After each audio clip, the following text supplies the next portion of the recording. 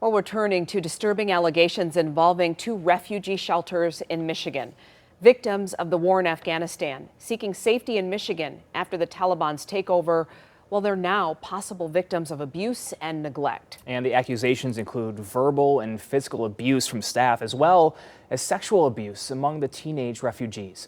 7 Action News reporter Kim Russell working to find out how this could happen and what's being done. The state confirms to me that it is investigating allegations of abuse against Afghan migrant children who came here to Michigan on their own. And an attorney who represents those children is speaking out. When the U.S. pulled troops out of the war in Afghanistan, some of the refugees were children who came to America separated from their parents.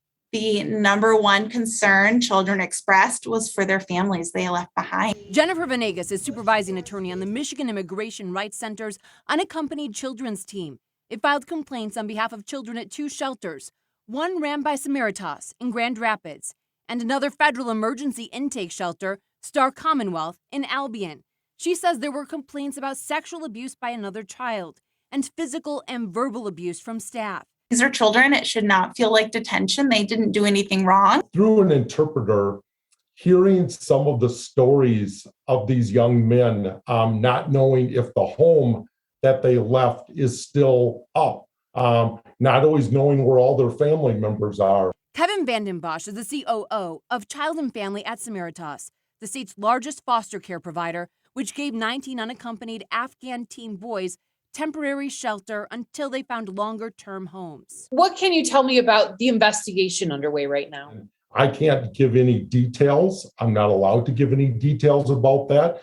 The Michigan Department of Health and Human Services says it is investigating complaints at Samaritas, but it has no jurisdiction over the other shelter, saying, quote, "The department takes very seriously its responsibility to protect all children from abuse and neglect and has contacted the appropriate federal officials for their review, since the federal government placed unaccompanied Afghan youth at the Samaritas and Star Commonwealth facilities." Star Commonwealth tells 7 Action News it provided a campus, but that the federal government provided the programming and was responsible for the care of the children.